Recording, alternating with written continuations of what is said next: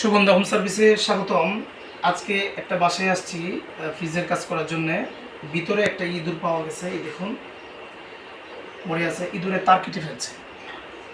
অনেক বাসাতে আমরা যাই বাট ইঁদুর পাই না, আজকে ইঁদুর পাইছি। ইঁদুর এই জায়গায় সে মরে আছে, হয়তো যে কোনোভাবে সে শক খাইছে যার কারণে মরছে। আপনার বাসা বাড়িতে যাদের ফ্রিজের নিচে ইঁদুর বা চিকার উৎপাত আছে তারা কিছুদিন পর পর এগুলো পরিষ্কার করবেন। তারা নিরাপদ মনে করে এই ফ্রিজের নিচে এই কম্প্রেসরের ভিতরে তারা বাসা তৈরি করে। আজকের এই ফ্রিজের লোকেশন হলো 11 সিন্দুর, থানাঘাট বাজার থেকে ভিতরে সরিং রাস্তার মাথায়। আলামিন ভাইয়ের ফ্রিজের কাজ করতে আসছি, এখানে এই অবস্থা। এই ভিডিওটি করার উদ্দেশ্য হলো আপনারা সবাই সচেতন থাকবেন। ইঁদুর আসা যাওয়া করে মানে এই না যে সে চলে গেল, সে এখানে বাসাও তৈরি করতে পারে।